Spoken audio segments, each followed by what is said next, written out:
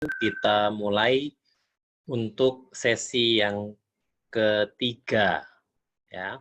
Masih dalam materi KUPB, ya, sesi yang ketiga, ya, yang kita akan bahas adalah sekarang terkait penagihan pajak. Nah, penagihan pajak ini masih sambungan dari sistem self-assessment kita ya. Tadi kalau masih ingat bahwa di sistem self-assessment kita ya dimulai dari pendaftaran, ya, kemudian penghitungan, kemudian pembayaran, kemudian penghitungan, kemudian pelaporan ya. Jadi mulai dari pendaftaran, kemudian penghitungan, pembayaran, pelaporan, yang dilanjutkan dengan proses yang kita bahas pengawasan, tadi terus kemudian pemeriksaan, serta upaya hukum, ya, baik berupa keberatan, ya, banding, ya, maupun peninjauan kembali. Nah, sekarang adalah sebuah alur yang berada pada titik akhir ya, dari sebuah proses self-assessment, ya, yaitu penagihan pajak. Ya, kenapa ini berada pada titik akhir? Ya, karena kalau sudah seluruh upaya hukum dilakukan oleh wajib pajak, ya, maka ya, akan muncul suatu keputusan yang membuat penagihan pajak itu menjadi inkrah atau berkekuatan hukum. Ya, jadi tinggal ditagih nih kalau memang sudah semua upaya hukum diajukan. Oke. Nah, apa dasar hukum dari penagihan pajak itu sendiri? Ya, bahwa penagihan pajak ini dasar hukumnya ada di Undang-Undang KUP ya. Kemudian juga Undang-Undang Penagihan Pajak dengan Surat Paksa, yaitu sebagaimana diatur di Undang-Undang Nomor 19 Tahun 97 ya, sebagaimana telah diubah ya, dengan Undang-Undang Nomor 19 Tahun 2000. Nah, kemudian ada peraturan pemerintah ya, Nomor 74 Tahun 2011 serta Peraturan Pemerintah Nomor 135 Tahun 2000. Serta PMK-nya adalah PMK 24 Tahun 2008 ya, yang diubah dengan PMK 85 Tahun 2010. Nah, apa itu penagihan pajak? Sama nggak seperti penagihan utang-utang yang lainnya? Bahwa undang-undang mendefinisikan penagihan pajak merupakan serangkaian tindakan ya, agar penanggung pajak melunasi utang pajak dan biaya penagihan pajak. Dengan yang pertama, menegur atau memperingatkan. Kemudian yang kedua, melaksanakan penagihan seketika dan sekaligus. Yang ketiga, memberitahukan surat paksa. Yang keempat, mengusulkan pencegahan. Yang kelima, melaksanakan penyitaan. Dan yang keenam, melaksanakan pencegahan. Dan yang ketujuh, menjual barang yang telah disita. Nah, jadi dia nggak hanya tindakan satu kali nih, nagih. Nah, tadi mungkin juga sudah didengar cerita ya dari salah satu rekan kita, ada surat paksanya. Nah, ini adalah salah satu rangkaian. Jadi dia bukan kegiatan yang hanya dilakukan satu kali, tetapi ada urutan-urutan prosedurnya. Ya, itulah kenapa kalau tadi ingat, salah satu di objek gugatan ini adalah ya, surat perintah melaksanakan penyitaan.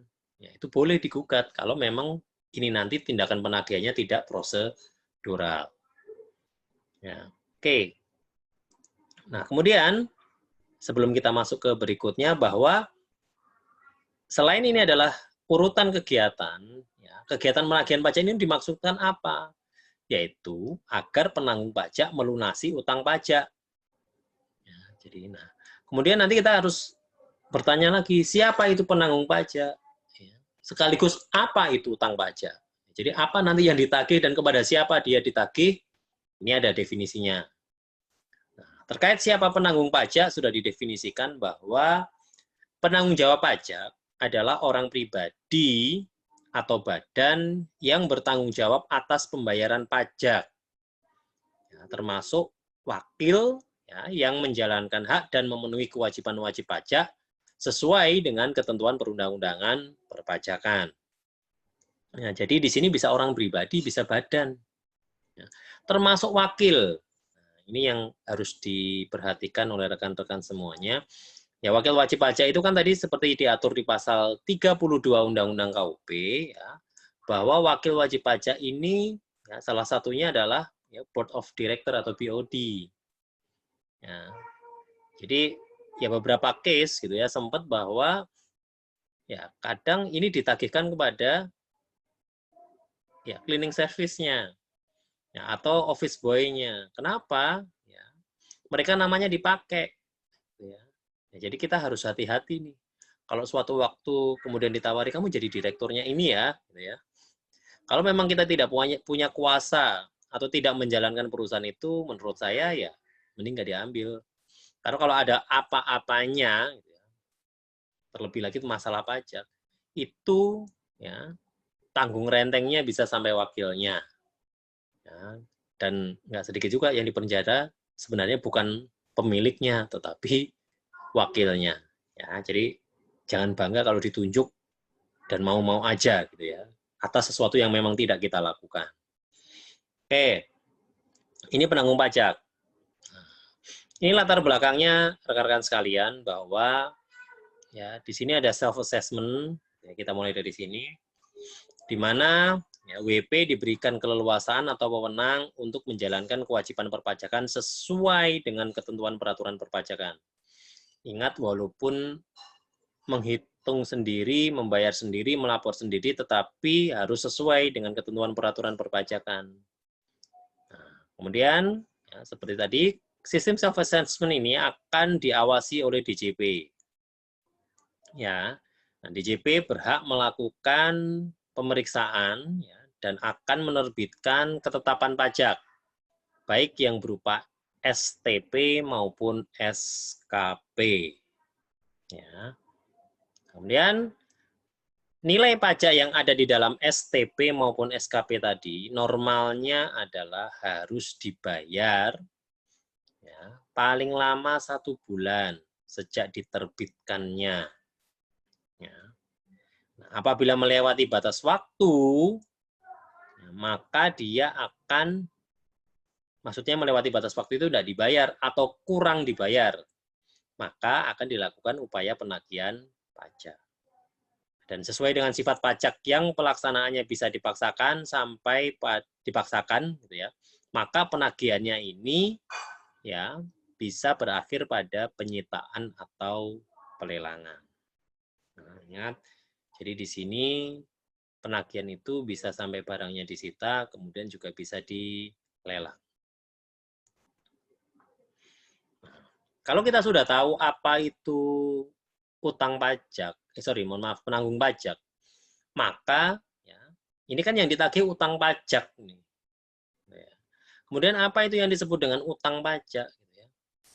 Yang disebut dengan utang pajak didefinisikan sebagai pajak yang masih harus dibayar, termasuk sanksi administrasi berupa bunga, denda, atau kenaikan yang tercantum dalam surat ketetapan pajak atau surat sejenisnya berdasarkan ketentuan peraturan perundang-undangan perpajakan. Jadi kalau ada surat yang memuat jumlah pajak yang masih harus dibayar, termasuk sanksi administrasinya, itu bisa disebut sebagai utang pajak. Nah, proses awal dari timbulnya utang pajak itu sendiri sebenarnya terdiri dari 2 kegiatan yang utama, nah, yaitu yang pertama, kegiatan penelitian dan pemeriksaan pajak. Kemudian yang kedua adalah hasil akhir upaya hukum yang dilakukan oleh wajib pajak. Nah, tadi upaya hukum kan ada beberapa jenisnya ya. Nah, inilah 2 klaster kegiatan ya, atau 2 jenis kegiatan yang bisa memicu timbulnya utang pajak. Tanpa hasil 2 ini nggak akan mungkin timbul utang pajak. Nah, kemudian apa yang nanti masing-masing produknya? Ya, bisa kita lihat. Yang dari hasil penelitian dan pemeriksaan pajak, itu bisa berupa surat tagihan pajak, kemudian surat ketetapan pajak kurang bayar, nah, bisa surat ketetapan pajak kurang bayar tambahan. Ya, tadi sudah dijelaskan, ini semua kan bisa hasil pemeriksaan ya. Nah, dan juga bisa yang atas ini juga bisa hasil penelitian. Ya, jadilah apa atau jumlah pajak yang masih harus dibayar yang terdapat pada STP, SKPKB, serta SKPKBT inilah ya, yang akan menjadi yang namanya utang pajak. Nah, kemudian kegiatan lainnya, yaitu hasil upaya hukum yang dilakukan oleh wajib pajak, yang menyebabkan jumlah pajak yang masih harus dibayar bertambah. Ini bisa akibat 4 hal. Bisa karena SK pembetulan, bisa karena SK keberatan, bisa karena putusan banding, bisa karena peninjauan kembali. Ya, jadi kalau saya SKP, saya masih nggak terima, diajukan upaya hukum, nah, kemudian di keputusan dari upaya hukum tadi itu masih ada sisanya, atau justru malah sama atau bahkan bertambah dari jumlah awalnya, maka surat keputusan inilah ya, yang nantinya akan menjadi dasar timbulnya utang pajak. Contoh, saya pada awalnya di proses pemeriksaan diterbitkan SKPKB nilainya 100 juta. Ya, ketika keberatan, ya, saya ditolak. Ya, akhirnya muncul surat keputusan keberatan dengan nilai jumlah pajak yang masih harus dibayar sebesar 100 juta, plus sanksinya 50%, berarti 150 juta jadinya. Nah, maka dari itu, ya, yang menjadi utang pajak nanti bukan lagi SKPKB-nya, tetapi surat keputusan keberatannya, ya, yang berjumlah 150 juta. Ya, oke. Nah, kira-kira ini timeline dari proses pelaksanaan penagihan. Kita lihat mulai dari bawah, ini ada dasar penagihan. Dasar penagihan tadi ya teman-teman semuanya. Mulai dari STP, SKPKB, SKPKBT, kemudian SK pembetulan, SK keberatan, putusan banding, putusan peninjauan kembali. Ya. Yang jelas masih harus ada jumlah pajak yang masih harus dibayar. Ya, kalau putusannya mengabulkan ya kemudian menghapus jumlah pajak yang masih harus dibayar ya nggak jadi utang pajak, kira-kira gitu ya. Nah ini jatuh tempo pelunasannya 1 bulan nih. Ya. Nah, kemudian kalau tidak dilunasi, ya, baik sebagian maupun seluruhnya dalam jangka waktu 7 hari, maka akan dimunculkan atau diterbitkan surat teguran. Nah, kemudian dari surat teguran ini, ya, wajib pajak dikasih kesempatan untuk melunasi ya, selama 21 hari. Dan apabila lewat dari 21 hari tidak dilunasi juga, maka akan diterbitkan surat paksa. Nah, idealnya adalah setelah surat paksa diterbitkan, WP masih dikasih kesempatan lagi, yaitu 2 kali 24 jam.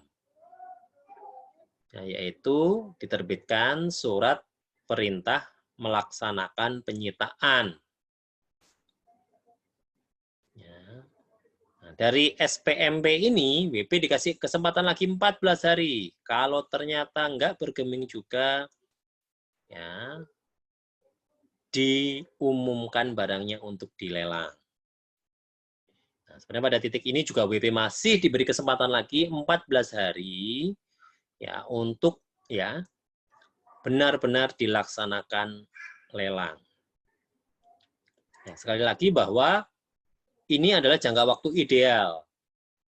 Ya, artinya ini jangka waktu minimal ya bagi kantor pajak untuk melakukan tindakan-tindakan berikutnya. Atau yang artinya katakanlah ya tidak selalu 7 hari berikutnya langsung timbul surat teguran ya. Katakanlah bisa mungkin sebulan baru muncul surat teguran juga silahkan ya. Intinya jangka waktu ini minimal yang harus dipenuhi. Ya, kalaupun lewat boleh ya. Dan untuk melaksanakan ini semua ya, itu diatur bahwa jangka waktunya juga 5 tahun lagi. Ya. Jadi kalau nanti sudah lewat 5 tahun lagi, sudah nggak bisa ditagih lagi. Oke, tampaknya ada pertanyaan.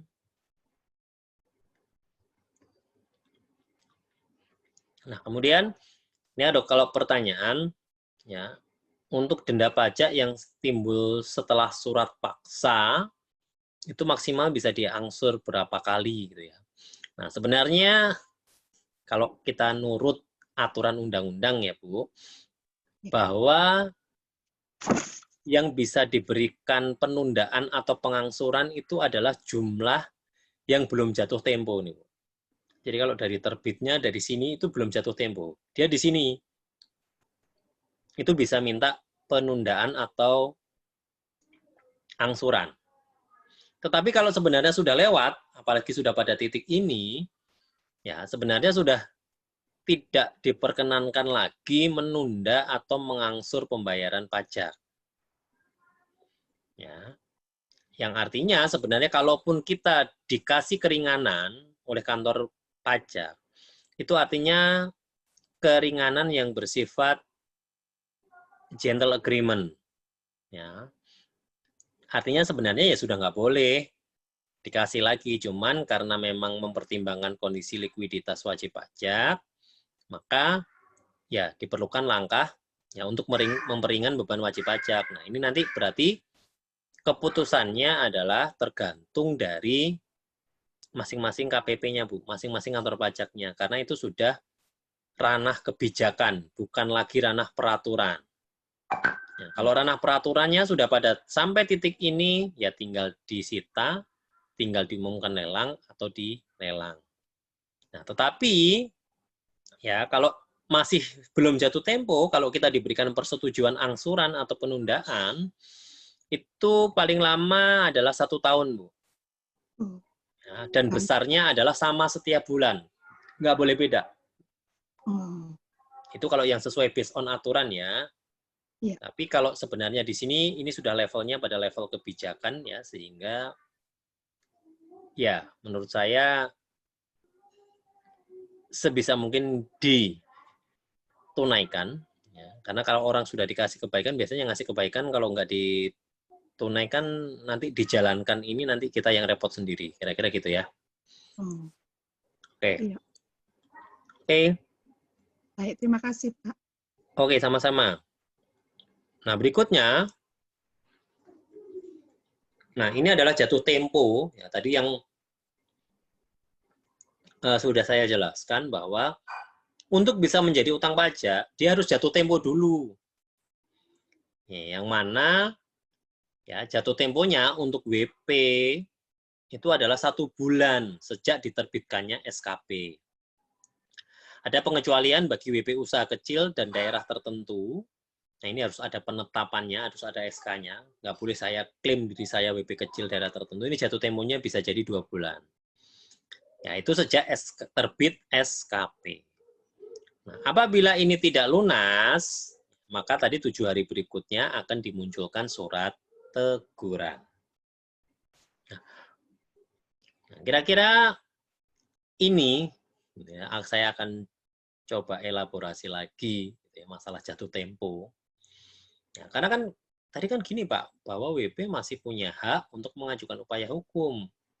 Ya, kemudian apakah upaya hukum tadi menunda? Nah, ini di sini ada grafik atau diagram yang memudahkan pemahaman kita untuk menentukan kapan jatuh temponya. Kita mulai dari pembahasan akhir hasil pemeriksaan. Ya, di mana saat closing, WP bisa tidak setuju sebagian, atau bisa tidak setuju seluruhnya atas SKPKB atau SKPKBT. dalam hal WP tidak mengajukan keberatan, yang mana jatuh temponya adalah 3 bulan sejak SKP dikirimkan, maka 7 hari berikutnya baru dimunculkan surat teguran. Ya, teman-teman harus bisa ngitung ya. Ya, kenapa masih dikasih jangka waktu 3 bulan lagi? Ya, karena dalam rentang waktu dia diterbitkan, ya dia diterbitkan ya sampai dengan dia diajukan upaya hukum, ini jangka waktunya 3 bulan.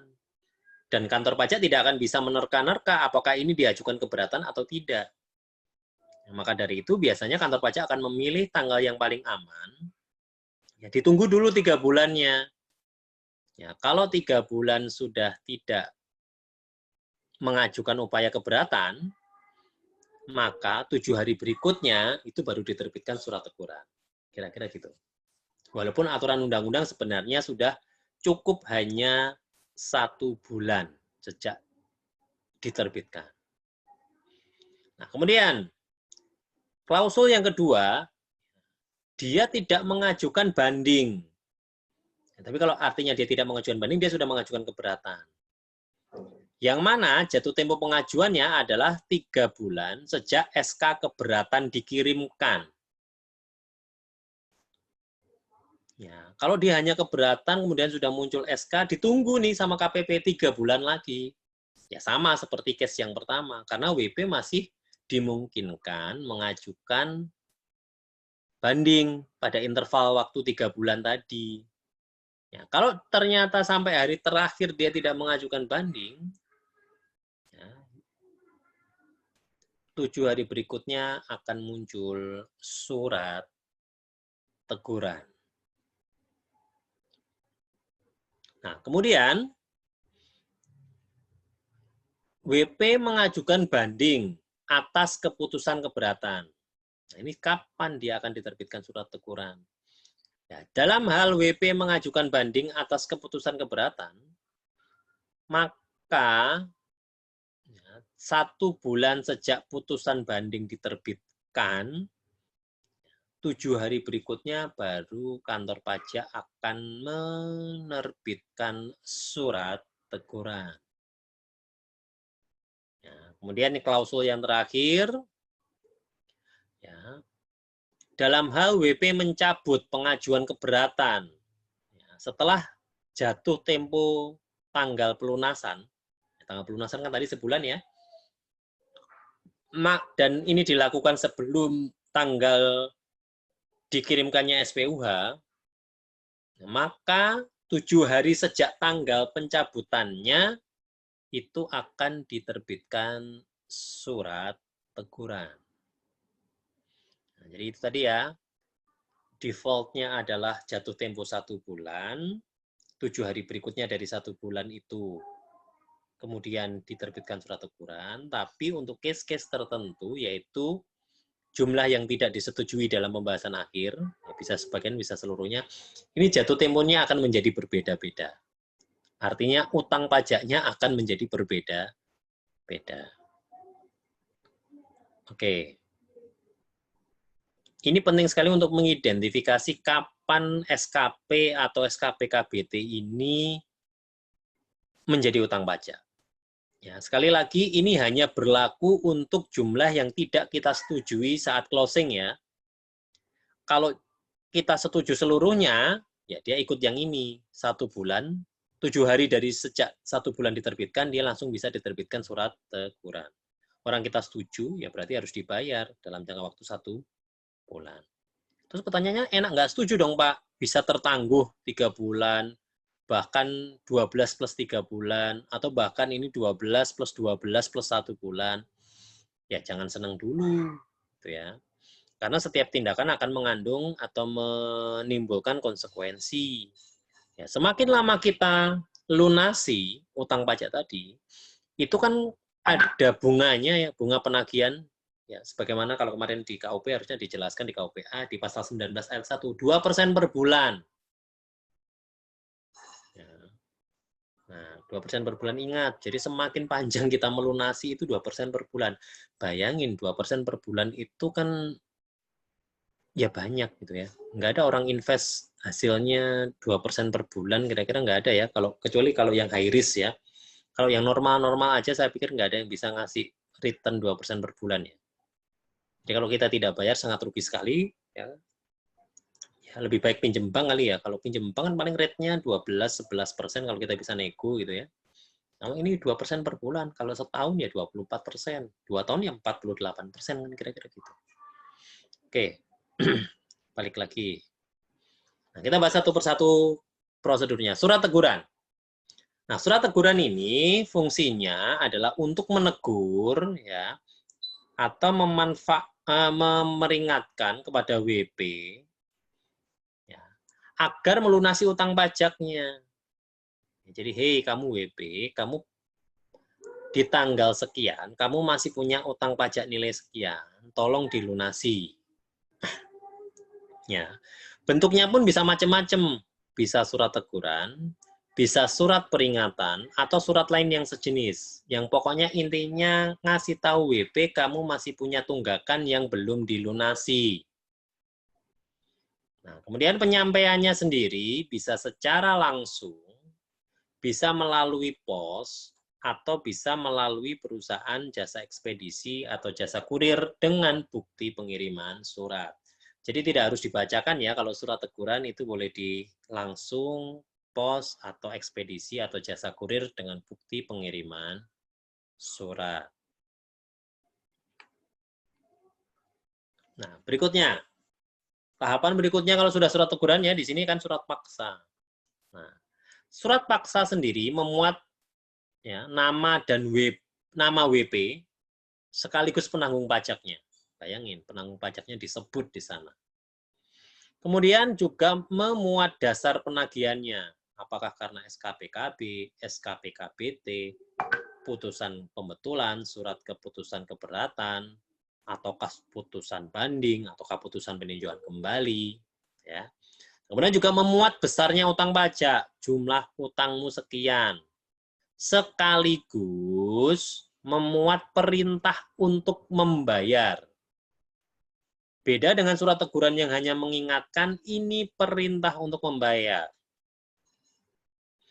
Nah, kemudian, dia dibuat 2 rangkap, di mana asli akan dibawa jurusita untuk diberitahukan kepada WP. WP juga akan menerima salinannya. Yang namanya diberitahu itu ya dibacakan. Ya. Jadi setelah dibacakan, disampaikan, dibacakan, disampaikan, kedua belah pihak menandatangani berita acara sebagai pernyataan bahwa surat paksa telah diberitahukan. Ya, jadi diberitahukan harus. Nah, kemudian surat paksa ini ya, mempunyai kekuatan eksekutorial dan kedudukan hukum yang sama dengan putusan pengadilan perdata yang telah mempunyai kekuatan hukum tetap. Artinya sama, kalau Anda sudah dibacakan surat paksa, itu sama aja kayak Anda sudah diputuskan bersalah oleh pengadilan perdata. Yang artinya tinggal dieksekusi saja. Ya. Nah, kemudian dalam hal apa surat paksa ini nanti diterbitkan? Yang pertama, penanggung pajak tidak melunasi utang pajak sampai dengan tanggal jatuh tempo pembayaran dan kepadanya telah diterbitkan surat teguran. Nah, jadi sudah ditagih nih, sudah ditegur, diingatkan, ya, nggak bayar, sudah. Kemudian terhadap penanggung pajak telah dilaksanakan penagihan pajak seketika dan sekaligus. Nah, ini bedanya dengan yang atas. Ini kalau ada utang pajak jatuh tempo, ya, kemudian dia ditegur, nggak dibayar, baru surat paksa. Nah, kalau sudah dilakukan penagihan pajak seketika dan sekaligus, ini nggak perlu lagi surat teguran, bisa langsung surat paksa. Contoh nih, diterbitkan SKPKB kepada ekspatriat yang dulunya tinggal di Indonesia. Nah, ini ekspatriat ini berniat untuk meninggalkan Indonesia untuk selama-lamanya nih. Nggak perlu nunggu surat teguran, langsung bisa dilakukan penagihan seketika sekaligus melalui penerbitan surat paksa. Nah, dan yang ketiga adalah penanggung pajak tidak memenuhi ketentuan sebagaimana tercantum dalam keputusan persetujuan angsuran atau penundaan pembayaran pajak. Ini sama, tidak harus menunggu surat teguran.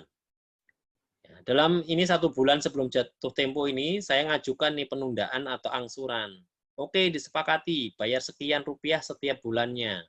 Ternyata ada yang meleset 1 hari atau katakanlah meleset 1 rupiah, itu langsung bisa diterbitkan surat paksa tanpa harus didului surat teguran. Ya, 3 hal itu ya yang bisa membuat diterbitkannya surat paksa. Nah, kemudian ya, setelah diterbitkan surat paksa, tindakan selanjutnya adalah penyitaan. Ya, yang ditandai dengan terbitnya SPMP ya, surat perintah melaksanakan penyitaan. Nah, apa itu penyitaan? Yaitu tindakan jurusita pajak untuk menguasai barang penanggung pajak. Ingat, barangnya bukan barang hanya wajib pajak, tetapi juga penanggung pajak ya, yang termasuk tadi wakilnya gitu ya. Guna dijadikan jaminan untuk melunasi utang pajak menurut peraturan perundang-undangan. Ya, disita.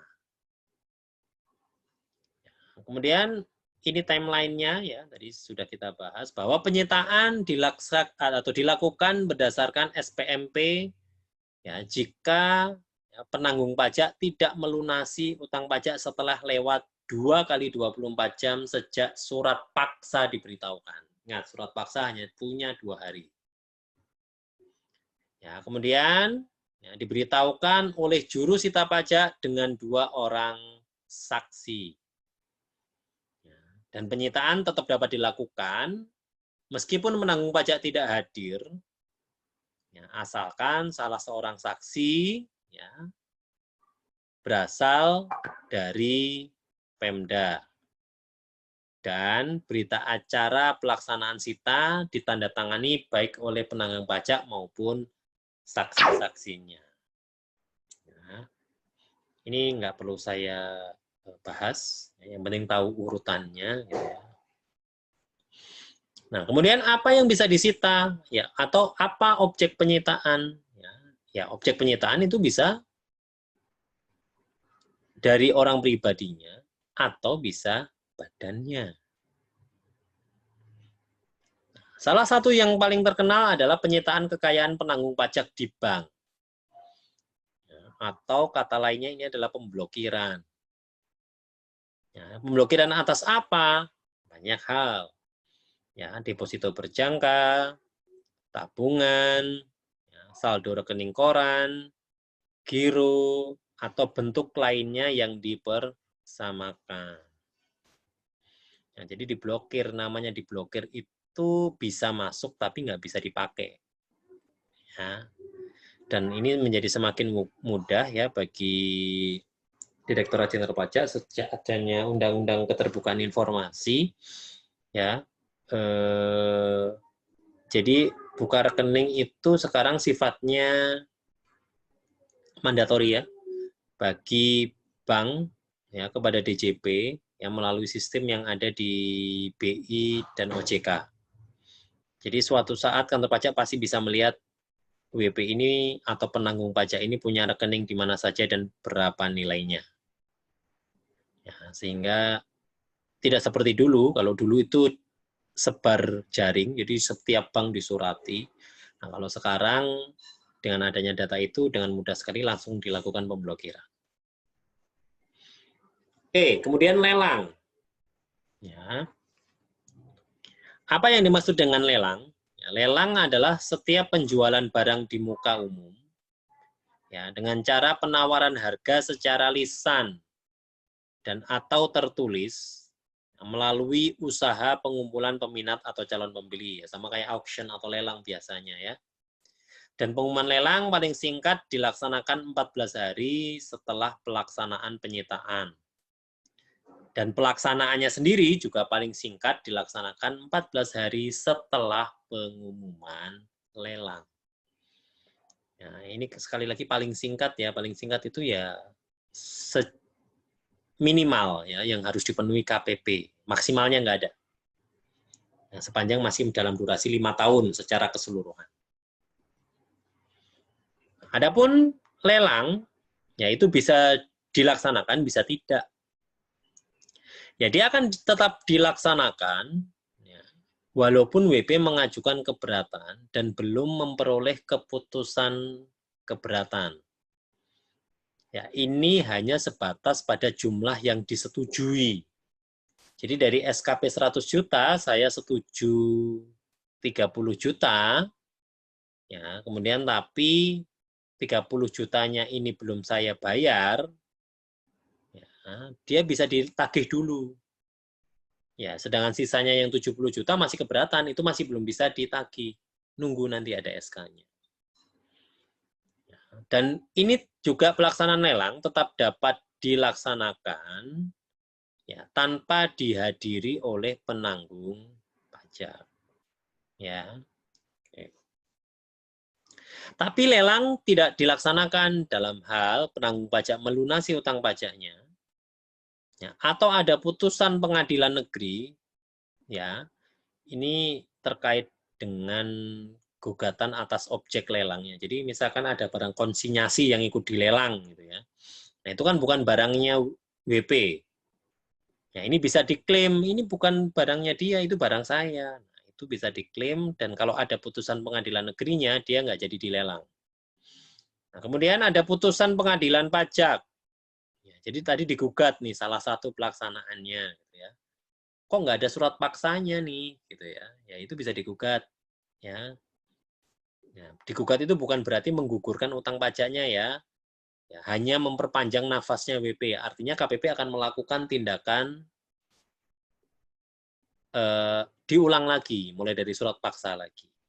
Ya. Dan kemudian yang terakhir adalah objek lelangnya musnah, ya, misalkan kebakaran, gitu ya. Nah, kemudian yang terkait dengan penagihan pajak yang sering dilakukan juga adalah masalah pencegahan. Ya, jadi kalau orang punya utang pajak itu bisa dicegah, nggak boleh bepergian ke luar negeri. Ya, definisinya sendiri pencegahan adalah larangan yang bersifat sementara terhadap penanggung pajak tertentu untuk keluar dari wilayah NKRI berdasarkan alasan tertentu sesuai dengan ketentuan peraturan perundang-undangan. Nggak boleh ke luar negeri ya. Nah, ini ada syaratnya. Yang dicegah itu kalau memenuhi 2 syarat. Pertama syarat kuantitatif, yang kedua syarat kualitatif. Ya, syarat kuantitatif itu adalah utang pajaknya sekurang-kurangnya sebesar 100 juta. Sedangkan syarat kualitatifnya adalah diragukan itikat baiknya. Nah, kalau syarat kuantitatif enak ya, kita bisa bicara bahwa kan nilainya kelihatan gitu ya, 100 juta, 200 juta, 500 juta, semiliar gitu kan kelihatan. Nah, tapi kalau syarat kualitatif, ini benar murni mutlak wewenang dari kantor pajaknya. Contoh diragukan itikat baiknya misalkan, dia sudah bikin gentle agreement penundaan atau pengangsuran. Ternyata dibayar lewat waktu. Nah, itu salah satu indikator diragukan itikat baiknya. 2, misalkan diminta datang ke KPP untuk mereschedule utang, nggak datang-datang. Ya, itu juga KPP pasti akan punya pikiran, ini jangan-jangan nggak mau bayar nih, gitu kan? Atau KPP meragukan itikat baiknya, sehingga ya bisa saja tiba-tiba penanggung pajaknya dicegah untuk bepergian keluar negeri. Dan terkait dengan kalau sudah dicegah, atau upaya pencegahan itu sendiri tidak mengakibatkan hapusnya utang pajak dan terhentinya pelaksanaan penagihan pajak. Artinya kalau ada pencegahan itu, ya tindakan penagihan selanjutnya jalan. Ya, dan juga Oke, saya nggak boleh keluar negeri, tapi utang pajak saya hapus ya. Ya nggak bisa gitu. Ya, pencegahan itu hanya supaya biar bayar. Utang pajaknya ya tetap ada. Tindakan penagihnya ya tetap jalan. Dia hanya salah satu upaya untuk atau biar utang pajaknya dilunasi. Ya, semoga jangan sampai lah ya punya utang pajak 100 juta, jangan sampai. Apalagi dicegah gitu ya. Nggak enak ya, nggak bisa pergi-pergi ya. Kalau sekarang sih nggak apa-apa. Kalau nanti udah bebas, ya nggak bisa pergi-pergi. Nah, yang lebih luar biasa lagi gitu ya, bahwa penagihan pajak ini bisa membuat atau bisa melakukan penyanderaan. Artinya jurusita itu punya hak untuk melakukan penyanderaan. Apa itu penyanderaan? Ya, yaitu pengangkangan sementara waktu kebebasan penanggung pajak dengan menempatkannya di tempat tertentu. Ya, biasanya di LPH atau di lapas ya. Nah, syaratnya sama seperti pencegahan bahwa utang pajaknya nilainya sekurang-kurangnya 100 juta dan diragukan itikat baiknya. Nah, jadi dipenjara dulu ya. Jangka waktu penyanderaan paling lama 6 bulan dan dapat diperpanjang untuk selama-lamanya 6 bulan. Jadi maksimal 1 tahun. Ya oke lah kalau ya udah 1 tahun aja ya sudah 1 tahun dijalani silahkan gitu ya. Tetapi sekali lagi baik pencegahan maupun penyanderaan tidak menimbulkan atau tidak mengakibatkan hapusnya utang pajak. Nah, kemudian di dalam proses penyanderaan itu juga bisa dilepas ya. Ya, ini kalau yang pertama jelas utang pajak dan biaya penagihan pajak telah dibayar lunas. Kemudian apabila jangka waktu yang ditetapkan dalam surat perintah penyanderaan itu telah dipenuhi, ya tadi ya 2 kali 6 bulan tadi ya. Ya, kemudian berdasarkan putusan pengadilan yang telah mempunyai kekuatan hukum tetap, ya, serta berdasarkan pertimbangan tertentu dari menteri atau gubernur kepala daerah tingkat 1 baru boleh.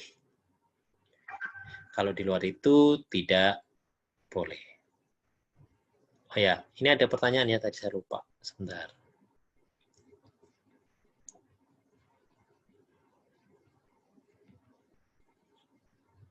Ada yang nanya. Saya buka dulu. Oke. Nah, barang yang disita, dilelang, itu melalui apa? Gitu ya. Nah, jadi kalau barang yang disita atau dilelang, itu akan dilelang oleh kantor yang namanya KPKNL. Ya, saya lupa kepanjangannya. Ya. Tapi ini kantor adalah bagian dari Kementerian Keuangan. Ya, yang tugasnya memang melakukan pelelangan. Dan pelelangan ini sifatnya terbuka. Ya, jadi KPKNL ini kantor pelayanan kekayaan negara dan lelang. Kantor pelayanan kekayaan negara dan lelang. Nah, jadi sebelum dilelang itu akan diumumkan bahwa akan dilakukan pelelangan tanggal sekian dengan objek sekian. Kemudian nilai jaminan sekian. Gitu ya. Nah, itu yang melakukan KPKNL.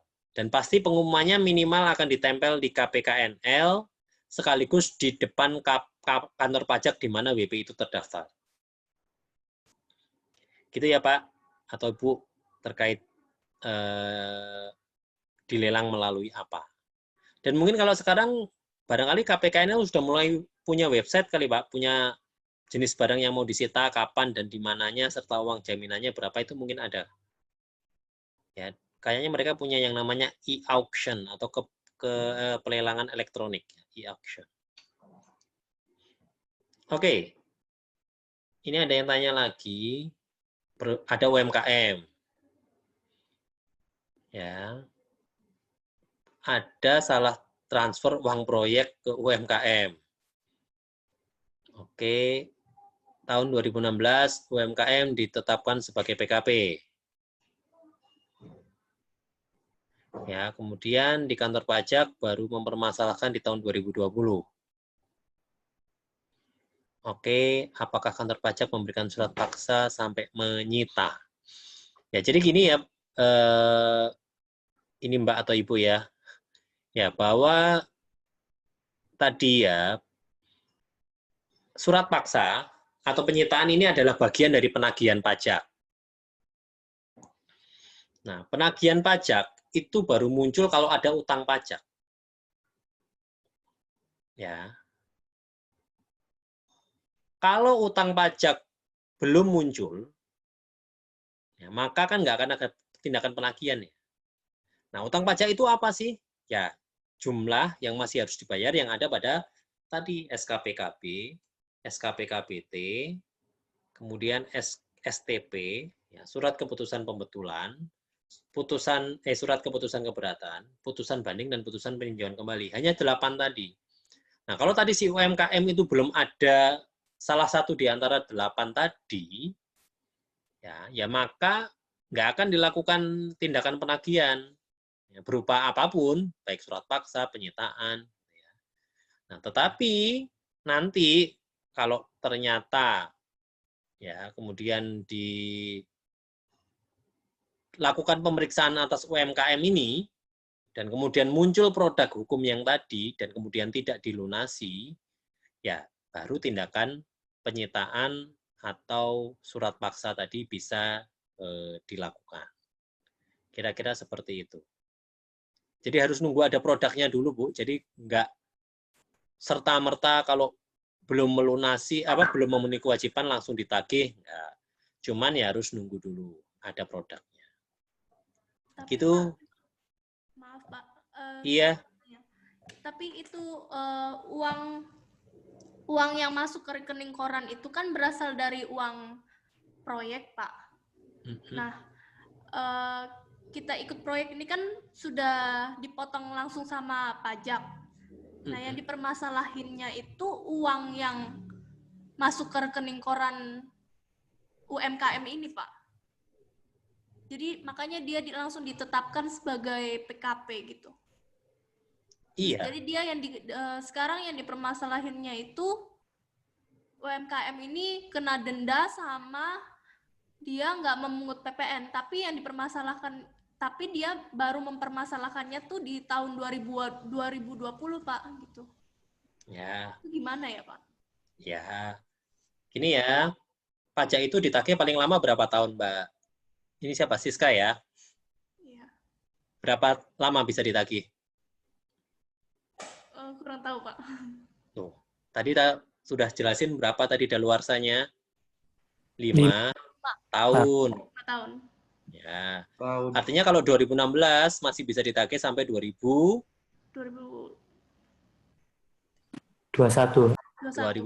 kan ya. Ya, artinya kan negara masih punya hak untuk mengambil pajaknya yang 2016 ya. Jadi terkait dengan tahun, ya kalau dipermasalahkan sekarang ya nggak masalah kalau memang ada kewajiban yang belum dipenuhi di 2016. Ya, tinggal sekarang dibuktikan apakah yang diindikasikan oleh kantor pajak tadi itu memang kewajiban perpajakan saya atau si UMKM tadi. Ya, ataukah ya, ini kewajiban perpajakannya WP lain atau PT lain atau orang pribadi yang lain kan gitu.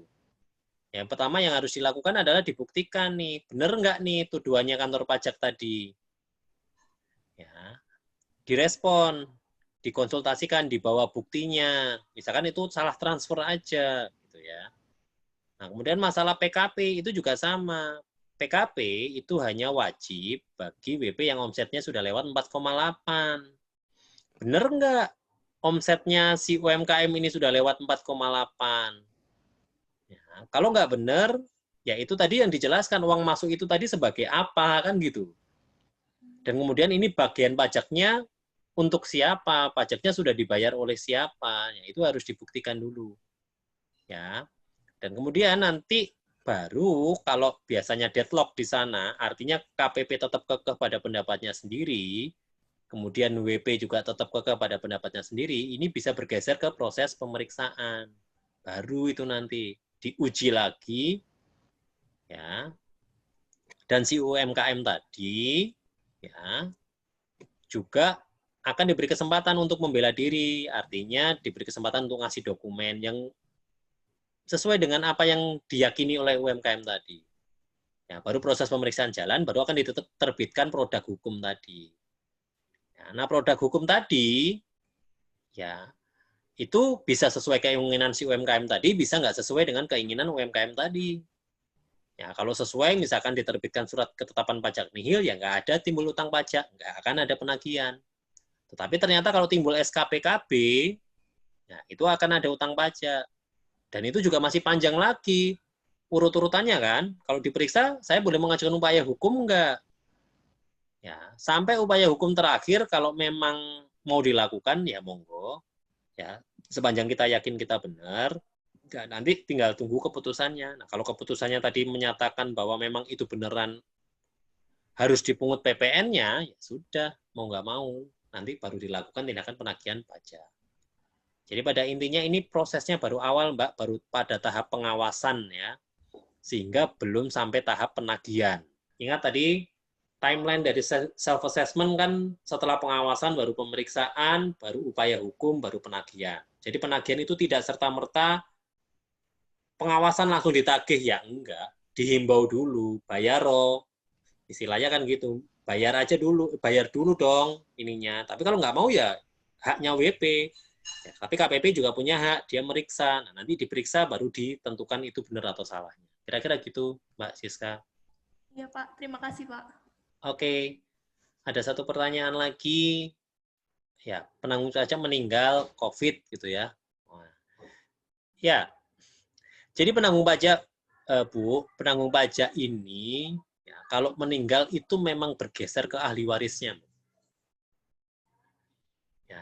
Jadi kalau kemarin diterangkan mungkin di KUPA ada yang namanya subjek pajak warisan belum terbagi ya, masih ingat? Nah, kalau memang ketika diblokir masih rekeningnya utuh, ya artinya belum di-split ke ahli waris, maka yang bertanggung jawab atas pajak yang terutang tadi ya subjek pajak warisan belum terbagi tadi, itu dianggap sebagai subjek pajak yang terpisah dari ahli warisnya.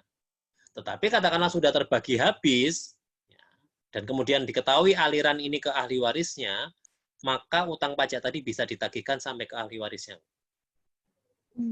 Kira-kira begitu. Bisa sampai ke ahli waris ya, Pak ya? Bisa. Maka dari itu kalau dihukum perdata itu ahli waris boleh menolak warisan. Karena apa? Segala warisan yang melekat pada segala warisan yang akan diterima oleh ahli waris itu tidak hanya melekat hak, tetapi juga melekat kewajiban di sana. That's why kalau dihukum, mungkin teman-teman yang kuliah hukum perdata ini tahu bahwa waris itu bisa ditolak. Ya taruhlah misalkan rekeningnya cuma 1 miliar, utang pajaknya 2 miliar, ya buat apa saya terima warisannya? Kan kira-kira gitu. Orang itu akan justru membebani saya, boleh itu ditolak. Kira-kira gitu. Baik, terima kasih, Pak. Ya, sama-sama. Oke, balik lagi ya ke materinya ya. Ya, ini tadi timeline-nya ya. Ini produk hukumnya yang kuning ini, yang sedang saya sorot ini. Nah, dia akan jatuh tempo 1 bulan. Nah, 7 hari berikutnya dari 1 bulan ini akan muncul surat teguran. Nah, tidak perlu menunggu 1 bulan atau juga tidak perlu menunggu 7 hari, bisa dilakukan yang namanya ya surat ya penagihan seketika sekaligus. Ini tadi ya, misalkan ada orang ekspatriat yang akan meninggalkan Indonesia selama-lamanya. Kalau nunggu ya keburu dia pergi, nggak bisa ditagih. Makanya dia bisa ditagih kapanpun. Walaupun masih 3 hari, 2 hari, sehari, bisa. Kemudian 21 hari berikutnya timbul surat paksa. Ya, surat paksa ini parat executi, ya artinya mempunyai kekuatan eksekutorial. Ya, diberitahukan dan dibuat BAP-nya. Nah, kalau dari 2 kali 24 jam tidak dilunasi, dimunculkan SPMP atau dilakukan penyitaan. Dan di sela-sela penyitaan ini bisa dilakukan pencegahan, ya, pemblokiran, penyanderaan, atau pengumuman di media massa. Yang dimana untuk pencegahan dan penyanderaan, syaratnya tadi ya 2 ya, utang pajaknya minimal 100 juta dan diragukan etikat baiknya. Oke, kemudian berikutnya, oke ini nggak perlu saya bahas karena tadi sudah ya. Nah, kemudian ternyata kalaupun sudah ditagih, WP itu masih punya hak. Ya, hak apa saja? Yang pertama mengajukan angsuran dan penundaan, seperti yang saya bilang tadi ya. Oke, ini nggak perlu saya prosesnya saya bahas. Ini karena ini harusnya jatuhnya ke KUPA gitu ya. Ini syaratnya. Nah, kemudian hak yang kedua, ya, mengajukan permohonan pengurangan atau penghapusan sanksi, serta pengurangan atau pembatalan surat ketetapan pajak maupun surat tagihan pajak. Tadi ya, pasal 36 ya. Kalaupun ini sudah jadi utang pajak, WP masih punya hak untuk mengajukan pengurangan atau penghapusan sanksi, atau pengurangan atau pembatalan surat ketetapan pajak, serta boleh juga pengurangan atau pembatalan surat tagihan pajak. Tadi ya, 36 ayat 1 huruf A, huruf B, huruf C, atau huruf D, yang kita bahas sebelumnya. Ini permohonannya pengurangan penghapusan sanksi, ya, pembatalan ketetapan pajak maupun surat tagihan pajak. Ini tadi juga sudah saya jelaskan, untuk sanksi dengan pengali bulan yang jumlahnya lebih dari 24 bisa dijadikan 24. Ya, bahkan bisa dijadikan kurang dari 24 kalau memenuhi kriteria tadi ya. Ini sudah ada di slide sebelumnya. Nah, kemudian hak berikutnya adalah tertangguhnya penagihan pajak khusus untuk SKPKB atau SKPKBT ya, tahun pajak 2008 ke atas yang tidak disetujui pada saat pembahasan.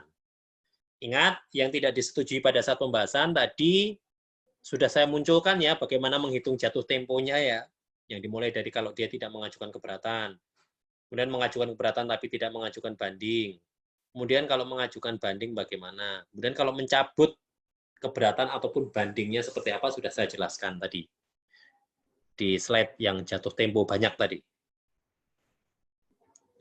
Nah, berikutnya ya, mengajukan gugatan atas pelaksanaan surat paksa, surat perintah melaksanakan penyitaan atau pengumuman lelang, ya, serta keputusan pencegahan dalam rangka penagihan pajak ke pengadilan pajak. Ini tadi yang saya bilang.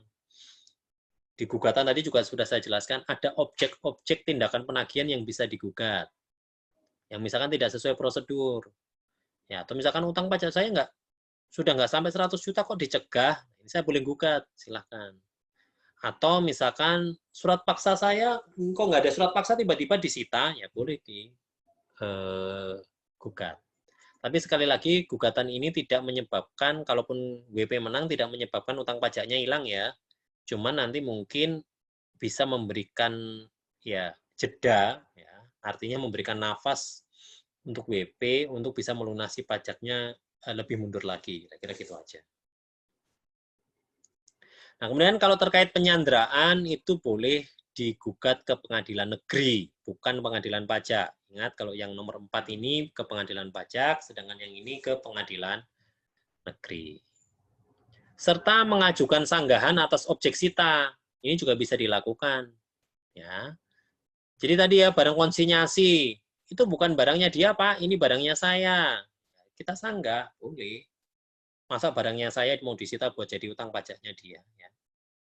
Kecuali kalau afiliasi tadi ya, hubungan istimewa, nah itu baru, apalagi hubungan kepemilikan gitu ya. Ini kan sebenarnya entitas yang sama. Gitu ya. Itu kemungkinan ya kecil untuk dikabulkan sanggahan. Nah ini sanggahan gitu ya, diajukan kepada pengadilan negeri sebelum lelang. Ingat, sebelum lelang. Ya, pengadilan negeri akan memberitahukan secara tertulis kepada pejabat, dan pejabat akan menangguhkan pelaksanaan penagihan hanya sebesar yang diajukan sanggahan. Jadi kalau barangnya banyak, sepertiganya konsinyasi ya, yang batal dilelang ya sepertiganya, sedangkan yang 2/3-nya silahkan dilanjutkan. Nah, kemudian juga ada kewajiban WP dalam penagihan pajak. Ya, kewajiban WP dalam penagihan pajak yang pertama adalah ya, pembayaran utang pajak sebelum jatuh tempo ya, sesuai dengan ketentuan perpajakan. Ya. Kemudian memenuhi komitmen ya, dalam angsuran atau pembayaran pajak. Jadi kalau tidak langsung bisa surat paksa ya, tanpa nunggu surat teguran. Kemudian bersifat kooperatif dalam tindakan penagihan pajak serta tidak melakukan hal-hal yang melanggar undang-undang penagihan pajak dengan surat paksa dalam penagihan pajak yang berakibat pada tindak pidana. Jadi kalau misalkan ngumpetin barang yang disita, ya, kemudian melarikan diri itu bisa dipidana. Nah, oke, itu pembahasan kita terkait penagihan pajak. Mungkin ada yang mau ditanyakan dulu sebelum kita beralih ke materi yang terakhir dari rangkaian pertemuan KUPB kita.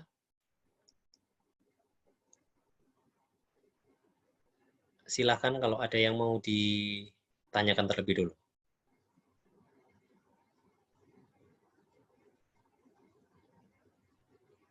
Kita tunggu 1 menit dulu lah ya, sambil istirahat dulu.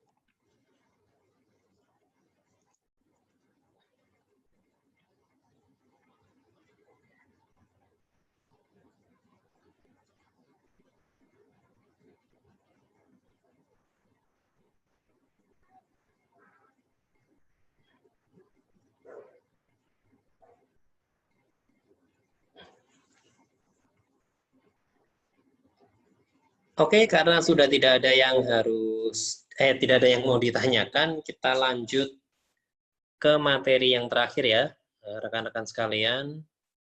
Yang materi terakhir ini adalah terkait restitusi, gitu ya, atau pengembalian kelebihan pembayaran pajak.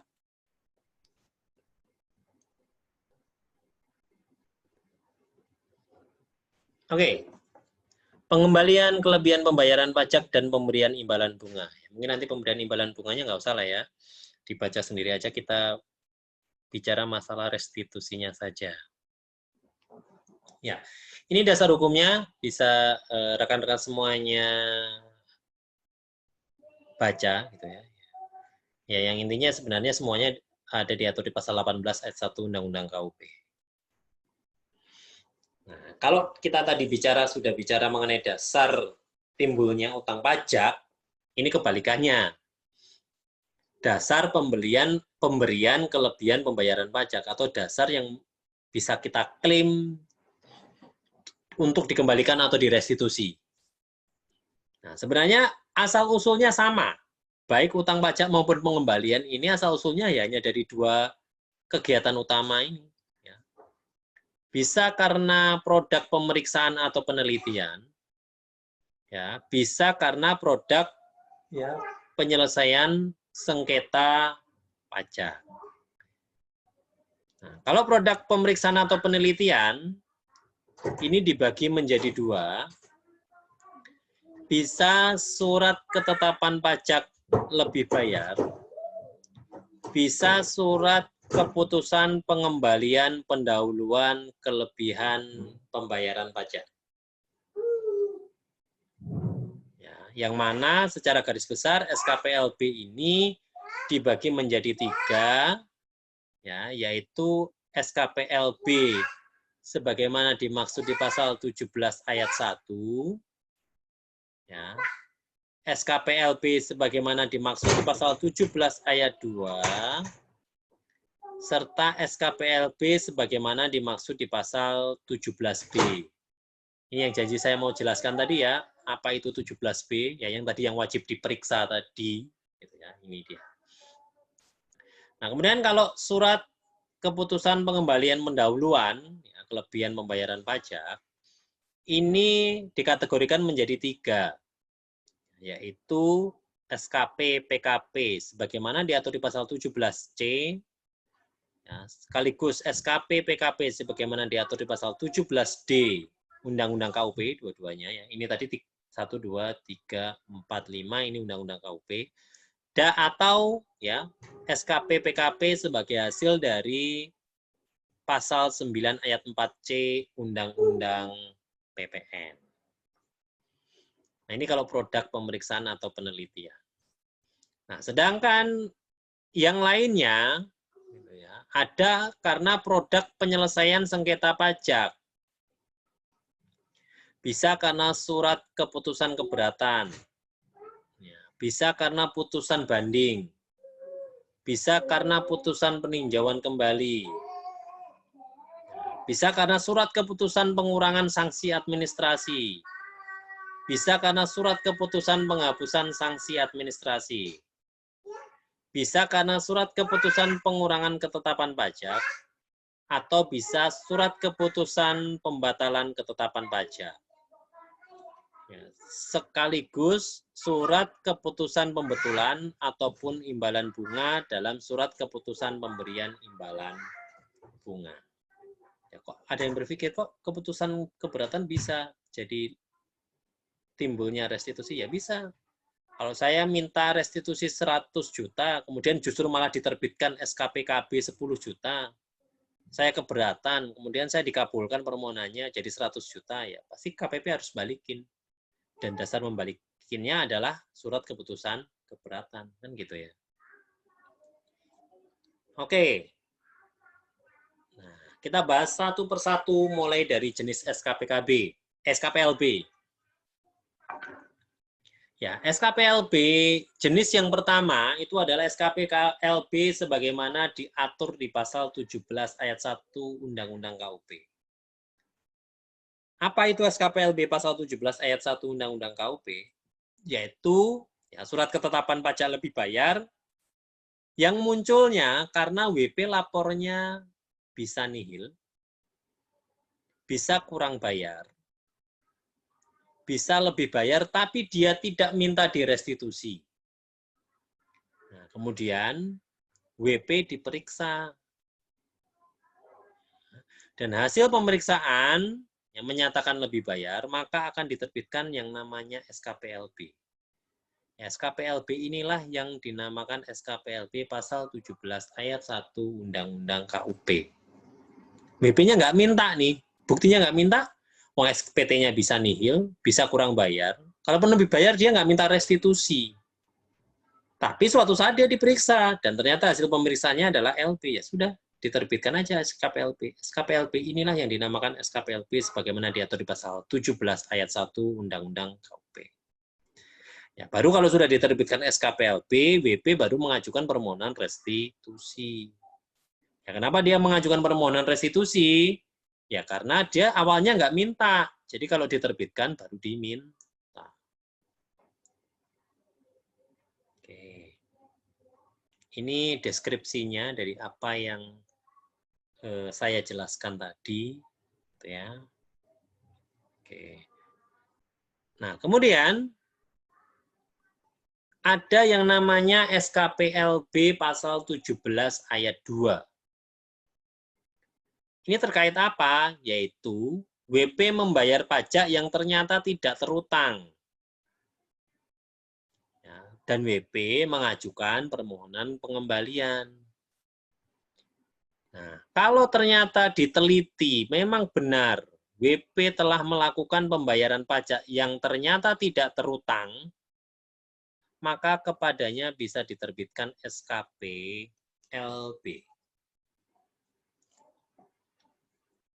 Contoh, ya ada PTA melakukan perjanjian dengan PTB.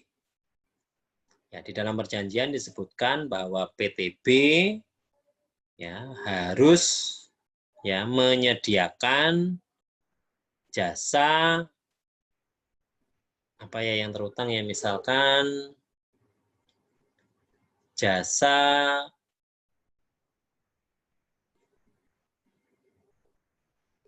atau sewa mesin deh, sewa mesin. PTB harus menyewakan mesin kepada PTA. Nah, kemudian ditandatangani kontrak, nilai kontraknya adalah 50 juta. Ya. Nah, dalam perjanjian disebutkan bahwa setelah kontrak ditandatangani akan dibayarkan down payment ya kepada PTB sebesar 10% dari 50 juta tadi. Oke, tanda tangan kontrak, bayar. Nah, ketika membayarkan, karena transaksi ini sewa mesin tadi itu kan terutang PPh pasal 23 ya. Ya, dipotonglah PPh pasal 23 sebesar 2%. Ya, dari 5 juta. Ya, kemudian dipotong kan dari yang 5 juta tadi 2% ya. Ya. Oke, dipotong. Duitnya sudah disetor nih ke kas negara yang 2% tadi. Oke. Nah, pada suatu titik ya, ternyata PTB ini one prestasi.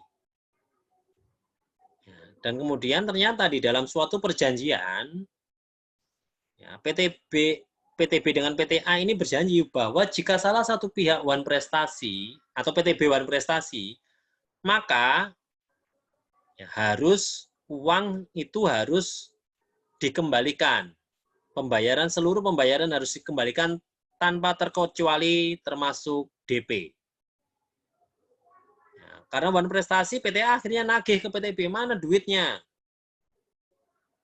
Oke, sama dia dibalikin dong. Tapi baliknya kan nggak 5 juta. Orang PTB terimanya 5 juta setelah dikurangi 2% kan? Ya, oke, balikin 5 juta minus 2% tadi. Nah, sekarang yang menjadi pertanyaan loh, karena transaksinya batal, artinya kan tidak perlu ada pemotongan PPh pasal 23 di sana. Padahal uang 2% tadi sudah masuk ke negara. Ya, terus rugi dong PTA. Ya, PTA nggak rugi. PTA diperkenankan meminta penyetoran 2% yang sudah terlanjur dilaksanakan yang melalui mekanisme ini. Dan apabila timbul SKPLB, ya atas yang 2% kali 5 juta tadi, maka SKPLB seperti inilah yang dinamakan SKPLB pasal 17 ayat 2 Undang-Undang KUP. Ya. Oke. Ini yang 17B. Ya, 17B ini apa sih gitu. Tadi yang wajib diperiksakan satu-satunya ini nih, 17B. Apa itu 17B? SKPLB 17B ini WP lapor SPT-nya sudah LB. Dan dia minta restitusi, nyentang restitusi. Ya sudah. Karena dia memang lapornya LB dan minta restitusi, maka wajib hukumnya bagi dia untuk diperiksa. Dan apabila ternyata hasil pemeriksaan memunculkan SKPLB, maka SKPLB inilah yang dimaksud pasal SKPLB pasal 17B. Jadi kalau yang ini memang benar-benar minta, SPT-nya sudah LB dan dia nyentang restitusi, artinya dia minta. Nah, sehingga harus diperiksa, dan apabila memang hasil pemeriksaannya harus diterbitkan SKPLB, ya diterbitkanlah. Dan SKPLB ini bisa jadi dasar restitusi. Ya, bedanya kalau ini tadi memang SPT-nya sudah LB, sekaligus sudah mengajukan restitusi. Nah, kemudian jangka waktunya 12 bulan sejak permohonan WP diterima atau SPT disampaikan. Ada jangka waktunya. Nah, kalau dalam jangka waktu 12 bulan, ya, Direktur Jenderal Pajak tidak menerbitkan keputusan, maka permohonan WP dianggap diterima. Ya, dan Dirjen Pajak harus menerbitkan SKPLB paling lama 1 bulan setelah jangka waktu 12 bulan tersebut berakhir. Dan jika terlambat diterbitkan SKPLB, maka WP akan diberikan imbalan bunga sebesar 2% per bulan.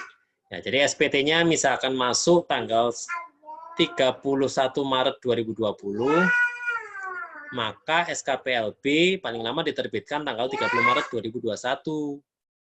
Nah, kalau sampai 30 Maret 2021 tidak diterbitkan SKPLB, ya, maka permohonannya dianggap disetujui. SKPLB harus diterbitkan paling lama kapan? Ya 1 bulan setelah tanggal 30 Maret harus sudah diterbitkan.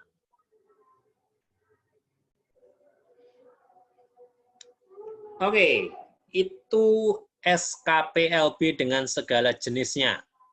Ada apa aja tadi 3 ya? SKPLB 17 ayat 1, 17 ayat 2, dan 17B Undang-Undang KUP. Nah, sekarang adalah terkait Peraturan Menteri Keuangan nomor 39 tahun 2018. Nah, ini kita sedang bicara masalah jenis SKP PKP. Ya, tadi kan dasar penagihan pajak, ingat dasar apa tadi? Dasar dari pemberian restitusi itu kan salah satunya ini tadi ya. Tadi loh. Nah, yang ini kan SKPLB dengan segala jenisnya tadi. Nah, sekarang kita sedang membahas ini dan ini diaturnya di PMK 39. Ya. Oke, kita mulai dengan berbagai jenis SKP PKP. Ya. Jadi, gambaran umumnya dari SKP PKP itu kan tadi jenisnya ada 3 ya. Ada SKPKP karena pasal 17C Undang-Undang KUP, ada karena pasal 17D Undang-Undang KUP, dan ada SKP PKP sebagaimana diatur di pasal 9 ayat 4C Undang-Undang PPN. Apa bedanya? Di sini ada ya.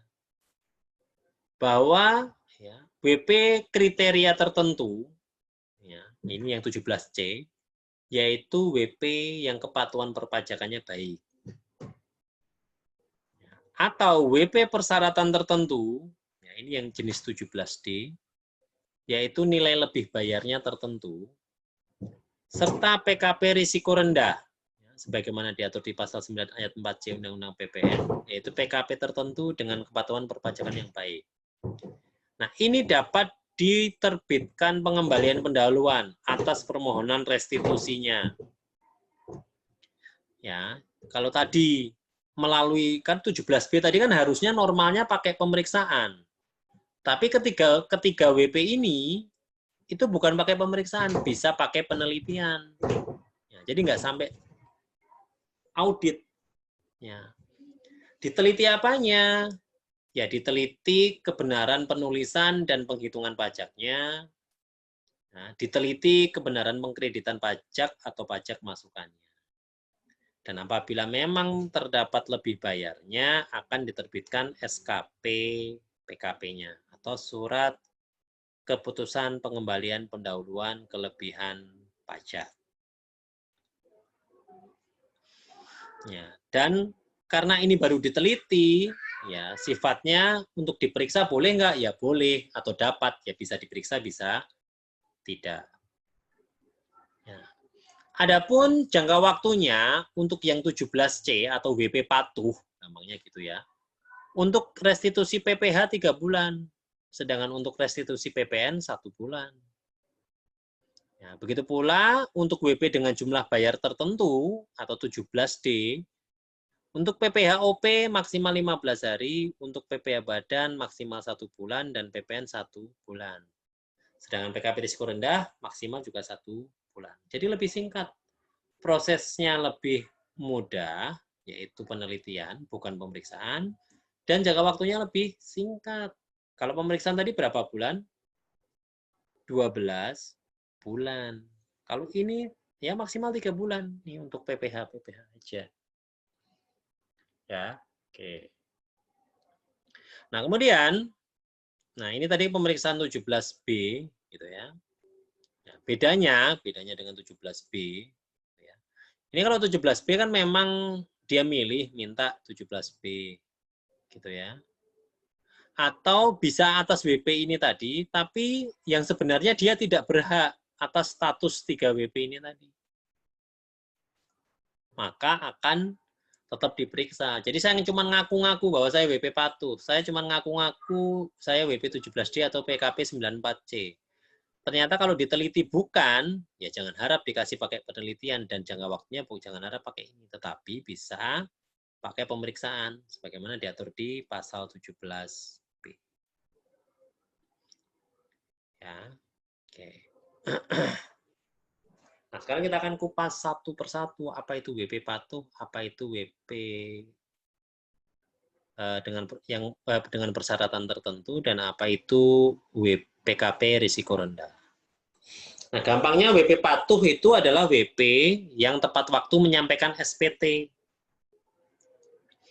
Ya, sekaligus WP yang juga tidak mempunyai tunggakan pajak, ya, yang kecuali dengan izin menunda atau mengangsur. Jadi tidak punya utang pajak, ya, kecuali utang pajak yang sudah disetujui penundaan atau pengangsurannya, ya. Kemudian WP yang memiliki laporan keuangan yang diaudit dengan pendapat wajar tanpa pengecualian, ya, selama 3 tahun berturut-turut, serta WP yang tidak pernah dipidana di bidang perpajakan dalam 5 tahun terakhir. Nah, 4 kriteria ini adalah kriteria yang sifatnya kumulatif, ya, tidak menggantikan, ya, semuanya harus ada. Tidak terpenuhi salah satunya saja itu, ya, menjadikan dia tidak bisa disebut dengan WP patuh atau WP kriteria tertentu ini. Ya. Nah, kemudian untuk WP patuh ini, ya, untuk menjadi WP patuh itu diperlukan penetapan terlebih dahulu, harus ada SK-nya.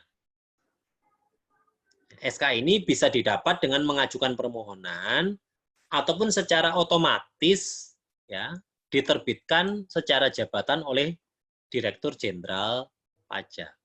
Jadi harus ada SK-nya, makanya saya bilang tadi. Jangan ngaku-ngaku kalau saya bukan WP patuh, ya jangan ngaku-ngaku WP patuh. Gitu ya, nggak bisa serta-merta saya mengklaim diri saya sebagai WP patuh, harus ada SK-nya. Nah, itu tadi WP 17C atau WP patuh. Nah, sekarang kita masuk berikutnya adalah WP persyaratan tertentu atau WP 17D Undang-Undang KUP. Nah, ini ada kita menyebutnya adalah WP dengan jumlah lebih bayar tertentu. Ya, yang pertama adalah WPOP yang tidak menjalankan kegiatan usaha atau pekerjaan bebas, contoh karyawan, dengan nilai restitusi yang unlimited, berapapun. Itu dia bisa masuk langsung kriteria WP 17D. Ya, kalau untuk WPOP yang menjalankan kegiatan usaha atau pekerjaan bebas, itu ada batasannya maksimal LB-nya 100 juta. Ya, sedangkan bagi WP badan, ya, nilai LB-nya maksimal 1 miliar. Ya, dan kalau ada PKP, nilai lebih bayarnya maksimal 1 miliar. Jadi restitusinya nilainya kalau maksimal segini dan segini dan segini, itu dia bisa langsung masuk otomatis kriteria WP 17D. Artinya lebih bayarnya nggak akan diproses melalui pemeriksaan, tetapi boleh melalui pengembalian pendahuluan. Kemudian apa itu PKP risiko rendah? PKP risiko rendah sebagaimana diatur di pasal 9 ayat 4C Undang-Undang PPN, yaitu ini jenisnya dulu. PKP-nya ada 6 jenisnya. 5 jenisnya, mohon maaf. Ya, yaitu, ya, perusahaan yang sahamnya diperdagangkan di Bursa Efek, BUMN atau BUMD, kemudian mitra utama kepabeanan atau MITA, kemudian operator ekonomi bersertifikat atau Authorized Economic Operator atau AOE, ya, EOI, ya, atau pabrikan atau produsen yang memiliki tempat produksi, ya, dengan nilai lebih bayar atau PKP dengan nilai lebih bayar restitusi sampai dengan 1 miliar. Ya, sorry, 6 ya, bukan 5 ya. 6 PKP inilah yang bisa disebut PKP risiko rendah. Tetapi untuk jadi PKP risiko rendah, ya juga harus ya memenuhi persyaratan, nggak hanya jenisnya saja. Jadi nggak semua BUMN saja, tidak semua BUMN harus memenuhi persyaratan. Apa syaratnya? Yang pertama, tidak sedang dilakukan bukti permulaan atau penyidikan. Kemudian yang kedua, tidak pernah dipidana 5 tahun terakhir. Dan terakhir, khusus untuk PKP pabrikan atau produsen, dia harus telah menyampaikan SPT masa PPN tepat waktu selama 12 bulan terakhir. Nah, PKP 6 jenis ini yang memenuhi 3 syarat ini dapat ditetapkan sebagai PKP risiko rendah. Ya, dan khusus untuk jenis yang ke-6, itu tidak perlu adanya penetapan terlebih dahulu, nggak perlu ada SK dulu. Nah, ada kemudian berikutnya, bahwa PKP risiko rendah ini kalau dia mempunyai kegiatan tertentu, semacam ekspor, penyerahan BKP atau JKP kepada pemungut, serta penyerahan BKP atau JKP yang PP-nya tidak dipungut, ini dia boleh restitusi pakai pengembalian pendahuluan setiap masa pajak. Ya, jadi nanti kalau di PPN pasti akan dijelaskan bahwa restitusi itu sebenarnya hanya boleh dilakukan di masa pajak terakhir. Ya, taruhlah normal pembukanya Januari-Desember, ya boleh di Desember dong. Yang Januari sampai November itu kompensasi.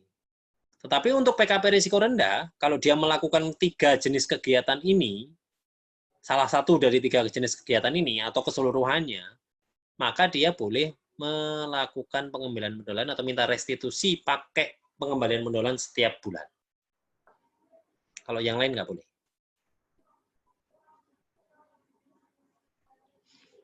Nah, ini contoh penetapan WP patuh maupun PKP risiko rendah. Oke, sebelum sana ada tadi kayaknya ada pertanyaan. Lebih bayar berarti ada batasan 1 miliar. Nah, lebih bayar itu tidak ada batasannya. Boleh berapapun. Yang membedakan ya, adalah kalau lebih bayar saya katakanlah tidak lebih dari 1 miliar, saya bisa masuk kategori 17D. Terus kenapa memangnya kalau saya bisa masuk 17D? Ya berarti prosesnya, pengembaliannya tidak harus melalui pemeriksaan, hanya penelitian. Ya, tapi kalau apakah saya boleh bayar lebih dari 1 miliar? Ya boleh. Tetapi nanti nggak boleh minta restitusi dengan pengembalian pendahuluan yang pakai ini. Ya, jadi gitu ya. Jadi nilai lebih bayar tidak dibatasi. Ini hanya membatasi siapa-siapa saja yang bisa siapa-siapa saja yang restitusinya bisa diproses pakai penelitian tanpa harus melalui proses pemeriksaan. Oke. Jadi kalau lebih bayar silahkan berapapun jumlahnya boleh diklaim. Oke, balik lagi ke sini. Nah, ini kalau contoh penelitian gitu ya, atau prosedur penetapannya gitu ya. Seperti yang saya bilang bahwa WP patuh maupun PKP risiko rendah itu perlu adanya penetapan. Ya. Penetapan ini bisa dilakukan secara jabatan maupun karena permohonan WP. Ya. Kemudian kalau ada permohonan WP maupun usulan secara jabatan, itu akan diteliti dulu pemenuhan persyaratannya. Tadi ya, seperti tepat waktu menyampaikan SPT, itu untuk WP patuh ya. Nggak punya tunggakan pajak, tidak sedang dibukti permulaan. Kalau untuk PKP risiko rendah, apakah jenisnya benar? Ya, kemudian apakah dia memenuhi persyaratan tadi ya, seperti kita jelaskan. Nah, kalau ada, kalau sudah diteliti akan diterbitkan keputusan. Ya, keputusannya bisa disetujui, jadi dia ditetapkan melalui SK penetapan. Bisa pemberitahuan penolakan permohonan, artinya ya permohonan saya sebagai WP patuh nggak di-approve. Nah, dan ini prosesnya paling lama untuk pemrosesan WP patuh 15 bulan, sedangkan PKP risiko rendah adalah 15 hari kerja. Nah, bila batas waktu terpenuhi dan belum ada keputusan, maka permohonan dianggap diterima dan SK penetapan harus diterbitkan. Oke. Kemudian batas waktu pengajuannya, ya kalau based on permohonan, untuk WP patuh maksimal 10 Januari setiap tahunnya. Sedangkan PKP risiko rendah itu tidak dibatasi kapan pengajuannya. Ya, khusus PKP risiko rendah harus dilampiri ya, dokumen penetapan MITA-nya atau dokumen penetapan EIO, ya, atau kalau untuk PKP pabrikan harus ada pernyataan tempat produksi. Kemudian terkait SK penetapan kalau memang sudah ditetapkan sebagai WP patuh ataupun PKP risiko rendah, maka SK penetapan tadi akan berlaku sampai dia dicabut. Jadi lifetime. Sepanjang nggak dicabut, dia akan tetap berlaku. Ya. Dan untuk penetapan WP patuh bagi pusat, itu juga akan berdampak atau akan secara otomatis ya, berlaku untuk cabangnya juga. Ya, kalau pusatnya sudah dianggap WP patuh, cabangnya itu juga diklaim WP patuh. Jadi kalau minta restitusi pun juga dipermudah, kira-kira gitu ya. Nah, sedangkan untuk resiko rendah itu enggak seperti itu, ya. Penetapan PKP risiko rendah bagi PKP pusat maupun PKP cabang harus dilakukan masing-masing. Ya, dan khusus dengan PKP dengan nilai lebih bayar SPT sampai dengan 1 miliar bisa diperlakukan sebagai PKP risiko rendah. Ya, dengan syarat ya dia tidak sedang dilakukan bukti permulaan atau penyidikan, dia tidak pernah dipidana 5 tahun terakhir, serta tidak pernah diterbitkan SK penetapan PKP risiko rendah secara jabatan, dan PKP tidak perlu mengajukan penetapan PKP risiko rendah. Jadi ini untuk PPN restitusi 1 miliar dipermudah ya. Dia dianggap sekaligus sebagai PKP risiko rendah. Kira-kira gitu. Nah, kemudian terkait pencabutannya nanti gitu ya. Ya, prosedur pencabutannya ya ini ada SK penetapan ya. Kemudian akan dilakukan tindakan pengawasan gitu ya. Nah, apabila berdasarkan data atau informasi perpajakan gitu ya. Kemudian ini ada yang tidak terpenuhi gitu ya. Misalkan untuk WP patuh ternyata SPT tahunannya telat. Ya. Atau ternyata dia sedang dilakukan pemeriksaan bukper. Atau kalau untuk PKP risiko rendah, oh ternyata dia pernah dipidana di tindak pidana perpajakan. Atau dia bukan lagi pabrikan atau produsen yang memiliki tempat produksi. Ini maka dia harus dicabut SK-nya. Dan apabila SK dicabut, WP boleh mengajukan kembali permohonan penetapan sepanjang ya, syarat penetapannya terpenuhi seluruhnya. Oke, ini untuk skema dari proses pengembalian pendahuluan ya, yang dilakukan ya, kepada WP-WP khusus tadi. Ya, oke, kita mulai dari sini. Ya, jadi kita akan lihat nih apakah dia nanti masuk ke pasal 17 ayat 1, 17B, ataupun masuk ke pengembalian pendahuluan. Yang pertama dilakukan dicek, ya, apakah ada tanda permohonan pengembalian pendahuluan dalam, yang pertama dicek adalah apakah WP memberi centang, tanda centang dalam SPTLB. Ya.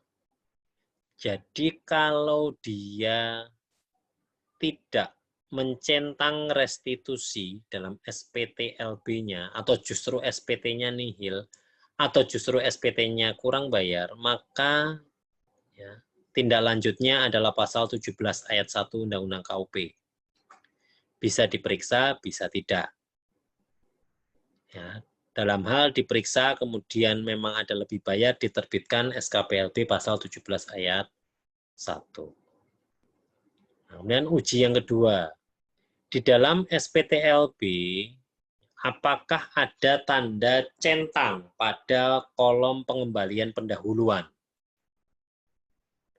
Kalau tidak ada centang dalam pengembalian pendahuluan, atau dia mencentang memang memilih skema 17B, maka tindak lanjutnya adalah ya 17B atau pemeriksaan. Nah, tetapi ya, apabila dia mencentang pengembalian pendahuluan, ya, kita akan cek dulu. Dia masuknya sebagai WP apa? Apakah sebagai WP patuh? Ya, apakah sebagai WP dengan nilai lebih bayar tertentu, ya, ataukah ya, WP atau PKP risiko rendah.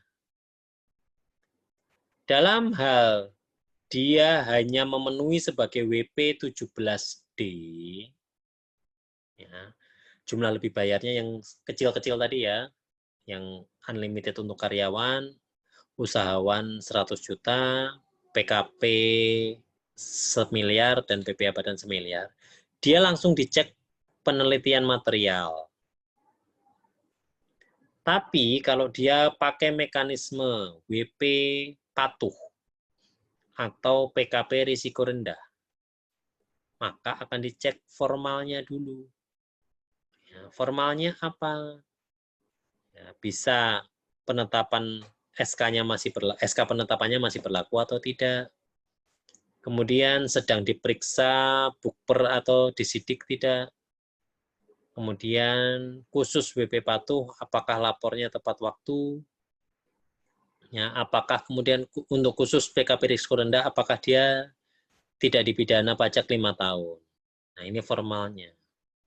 Nah, kalau formalnya oke, baru lanjut ke penelitian material. Ingat ya, ini 17D langsung material. Kalau 17C sama 94C masuknya ke formal dulu baru ke material. Ya. Nah, kemudian kalau ternyata WP 17C atau WP patuh atau PKP risiko rendah ini tidak memenuhi persyaratan formal, salah satu dari ini nggak terpenuhi, maka dia larinya ke sini. Dengan kata lain, dia tidak akan diberikan pengembalian pendahuluan, tentu saja tidak akan diterbitkan surat keputusan pengembalian pendahuluannya, sekaligus akan diberitakan kepada WP bahwa dia tindak lanjutnya adalah pemeriksaan. Jadi dia cuma ngaku-ngaku, WP yang ngaku-ngaku atau WP yang dulunya memang iya, tapi sekarang nggak memenuhi lagi. Ya, dia langsung digeser ke pemeriksaan.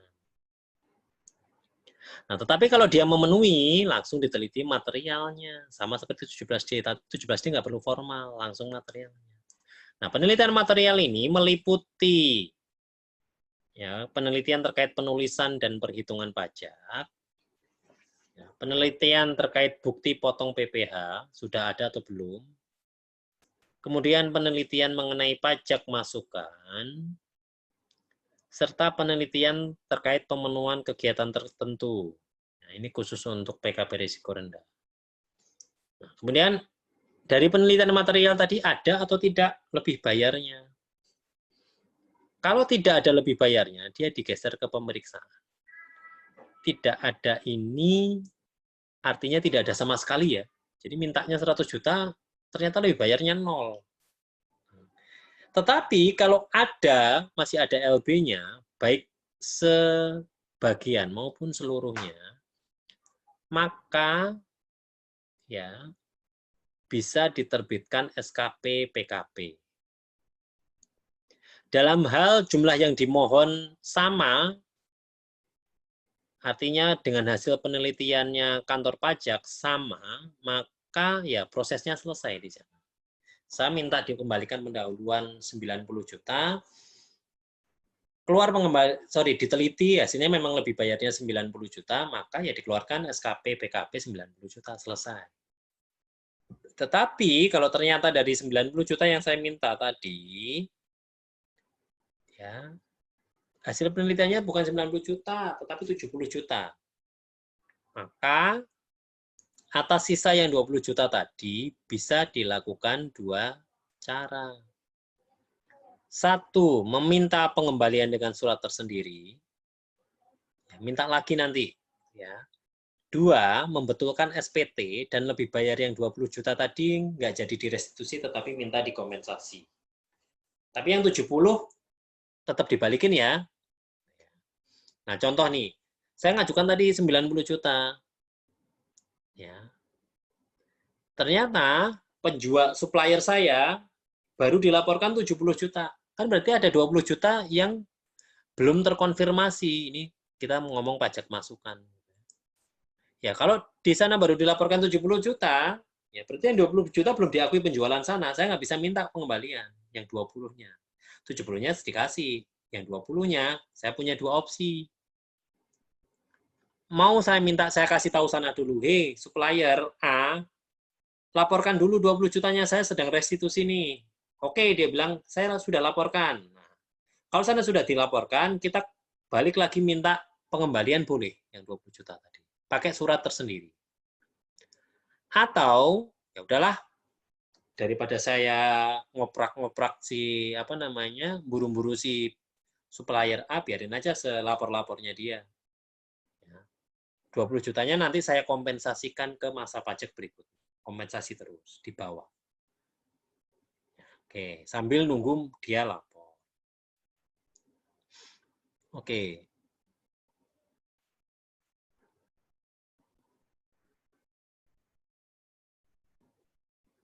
Oke, ketentuan khususnya adalah ya.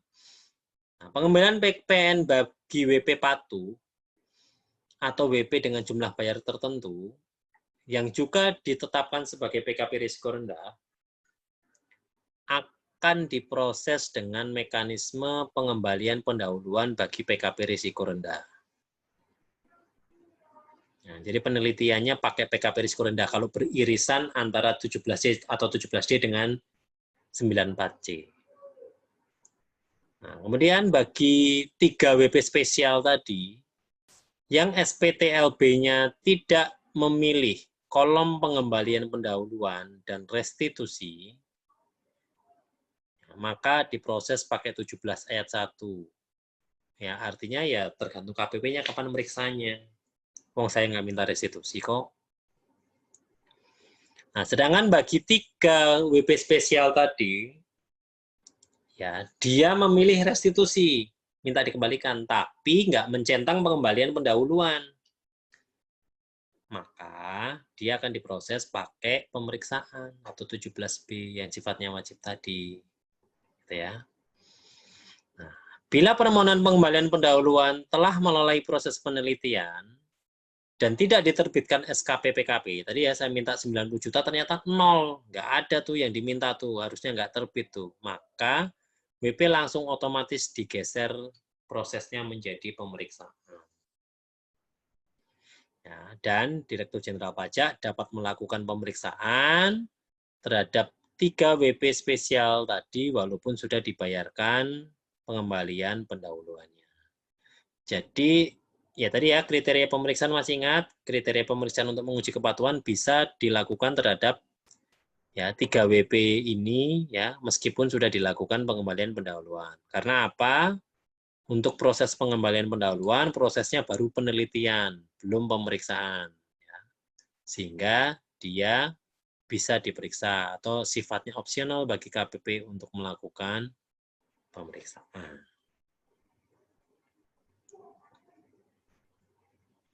Ini nggak perlu saya bahas, ini ketentuan peralihan kemarin per 2018, saya pikir sudah nggak ada lagi. Nah, oke.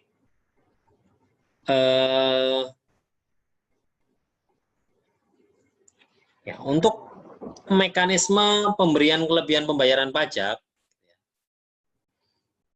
oh ya sebelum ini ya kita istirahatnya kita lanjutin aja ya, nanti biar cepat selesainya, nanti nggak perlu istirahat lagi, kira-kira gitu ya. Iya, Pak. Oke. Ya. Oke, Pak. Nah, ya mekanisme pemberian kelebihan pembayaran pajak ini, ya, jadi kalau saya memang diputuskan dapat restitusi, maka ya nilai lebih bayar tadi ya, akan diperhitungkan terlebih dahulu dengan utang pajak. Ya. Jadi kalau saya punya utang pajak, dikompen dulu. Nggak boleh saya minta dulu, baru nanti saya bayar. Enggak. Nah, utang pajak ini meliputi utang pajak baik di kantor pusatnya maupun di kantor cabangnya. Jadi meskipun ini restitusinya pusat, kalau yang punya cabangnya masih punya utang pajak, ya, maka jadi kompensasi dulu ke utangnya cabangnya. Baru kalau ada sisa, itu bisa mengajukan permohonan ya untuk diperhitungkan dengan pajak yang akan terutang atau utang pajak atas nama WP lain. Jadi satu entitas dulu didulukan. Tapi kalaupun nggak mau dikompensasikan ke pajak yang akan terutang atau atas nama WP lain, ya boleh diminta uang. Oke. Ini utang pajak yang dapat diperhitungkan ya. Tadi sudah saya jelaskan ya, nggak perlu saya jelaskan lagi. Utang-utang pajak tadi, ya baik yang STP, SKPKB, SKPKBT, SK pembetulan, SK keberatan, ya, putusan banding, putusan peninjauan kembali, itu akan diperhitungkan dulu kalau ada restitusi. Ini nggak perlu saya baca lagi. Ya. Nah, kemudian mekanismenya gimana? Nah, perhitungan dengan utang pajak yang ada dilakukan melalui mekanisme pemindah bukuan. Jadi otomatis sama KPP akan dialokasikan ke utang pajaknya. Kemudian, kalau sudah dialokasikan, kemudian masih ada sisa, maka pengembaliannya dilakukan dengan menerbitkan SKP KPP. Ingat, ini SKP KPP. Kalau tadi SKP PKP, kalau ini SKP KPP. Yaitu surat keputusan pengembalian kelebihan pembayaran pajak. Ya, oleh kantor pelayanan pajak atas nama Direktur Jenderal Pajak per jenis dan per masa tahun pajak. Nah, atas dasar SKP KPP, KPP akan menerbitkan SPMKP atau surat perintah membayar kelebihan pajak. Ya. Dan atas dasar SPMKP ini, ya, Kantor Pelayanan Perbendaharaan Negara akan menerbitkan surat perintah pencairan dana atau ceknya. Ya, baru nanti ditransfer ke rekening wajib pajak. Nah, kemudian terkait dengan jangka waktunya, ya, nah ini teman-teman harus paham kapan jangka waktu pengembalian kelebihan pembayaran pajaknya. Ya. Jadi SKP KPP dan SPMKP itu akan diterbitkan 1 bulan sejak. Ada yang 1 bulan sejak diterbitkan.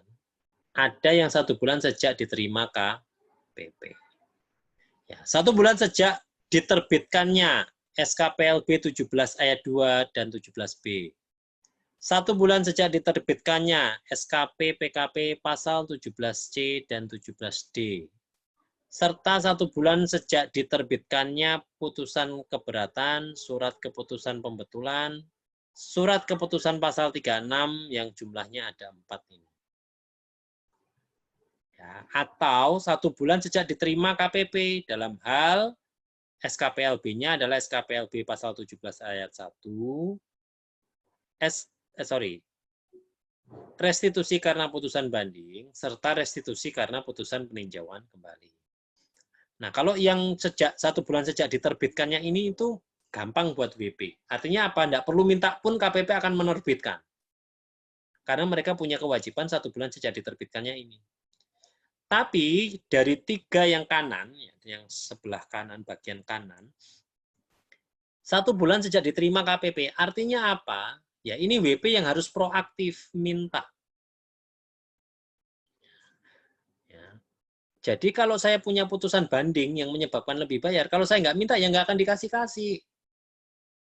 Karena kewajiban penerbitannya atau pengembaliannya adalah 1 bulan sejak permohonan diterima KPP. Bukan secara otomatis seperti ini. Maka dari itu, mohon diperhatikan kalau SKPLB-nya adalah jenis 17 ayat 1, atau restitusinya karena putusan banding atau putusan peninjauan kembali, ya segera saya mengajukan pengembalian kelebihan pembayaran pajak. Oke, saya pikir itu yang bisa saya sampaikan pada kesempatan kali ini. Dan ya, bersyukur semua materi sudah habis. Saya memang nggak akan mungkin bahas semuanya, gitu ya. Daripada nanti juga overload, gitu ya. Oke, ada lagi yang mau ditanyakan dulu nih sebelum kelas kita akhiri? Silahkan kalau ada yang mau ditanyakan.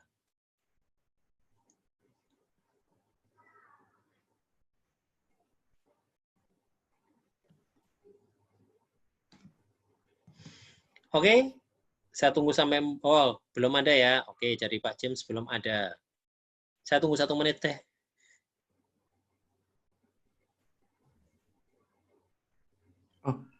Pak, saya mau tanya Pak, perihal Boleh. kalau misalnya ujian terhadap khususnya untuk yang KUPB ini, kalau ujiannya nanti berarti kalau ini nggak ada kayak perhitungan-perhitungan gitu Pak ya?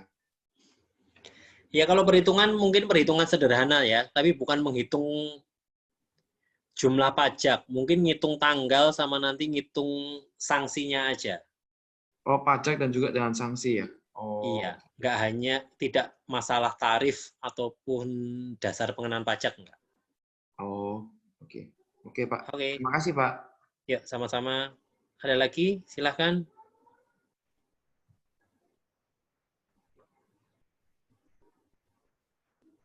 Saya tunggu sampai 14.53 ya. Apa? Yang bisa dibahas, Pak? Iya, Apa ada contoh soal yang bisa dibahas?